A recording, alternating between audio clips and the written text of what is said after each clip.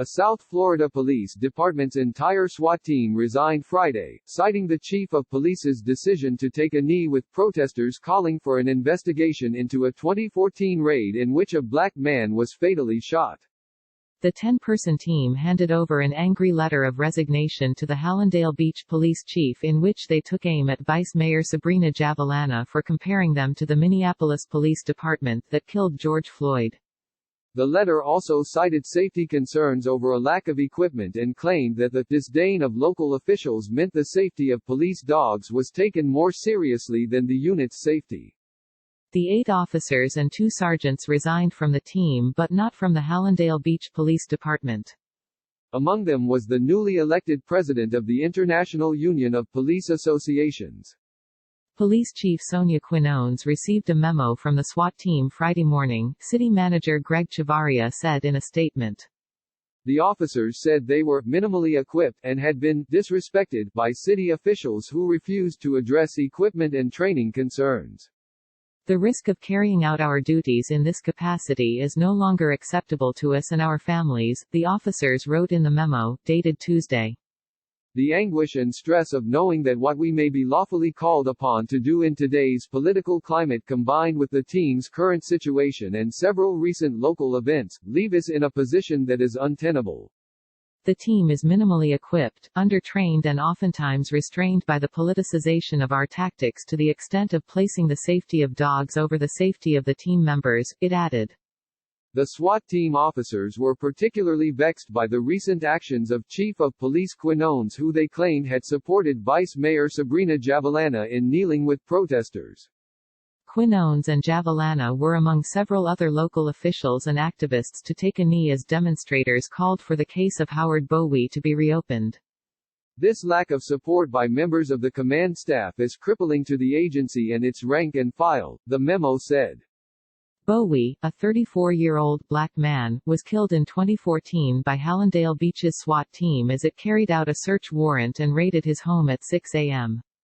According to the Sun-Sentinel, the officers were serving a search warrant as part of a narcotics investigation, but instead killed the father of 3 and his 13-year-old dog named Tank.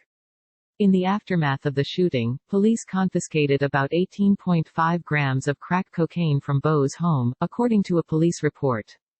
The officers wrote that investigators never found that any misconduct had been committed by the officers involved in Bow's death.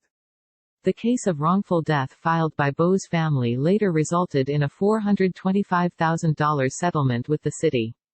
The SWAT unit's letter also targeted Vice Mayor Javellana, who they claimed was among members of the city commission who had openly disrespected officers individually.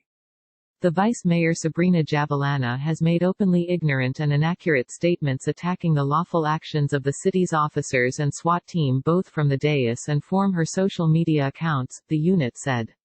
She has actively protested against us. She has shown that she takes pleasure in besmirching the hard work and dedication of the members of this professional agency, having the gall to compare us to the Minneapolis Police Department, it added. Yet, Javellana has stood by her decision to kneel. I have been vocal about the wrongful death of Howard Bowie since even before I was in elected office, she said Friday night. We have our own George Floyds and Breonna Taylors in our own city that we must address before we can heal and reform. On Friday, Chavarria's statement said the office's memo incorrectly said that Chief of Police Quinones was supporting Javellana by taking a knee.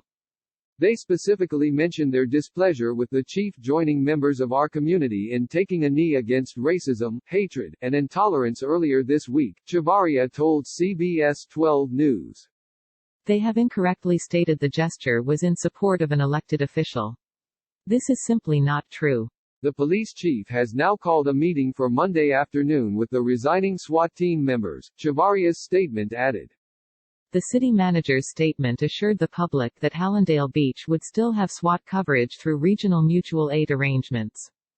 The city of Hallandale Beach continues to have special weapons and tactics coverage through regional mutual aid, which the city has used for SWAT operations in the past, he said. While the voluntary resignation of our officers from this assignment is unfortunate, our residents should be assured it has not had any impact on our commitment to protecting their safety.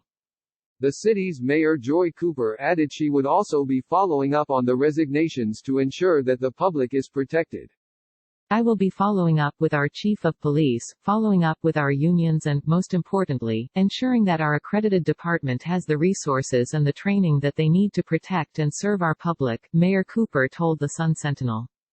She also addressed the calls for the reopening of Bo's cases and claimed that changes had already been made to the force in the wake of his 2014 death to improve police accountability. We addressed the use of force, she said. We implemented body cameras. We instituted de-escalation training. We instituted also diversity training. And we became accredited. I think it's disingenuous not to make sure the public knows those facts. The protests in the Hallandale Beach have occurred as demonstrations continue to take place across the country against police brutality and the death of George Floyd.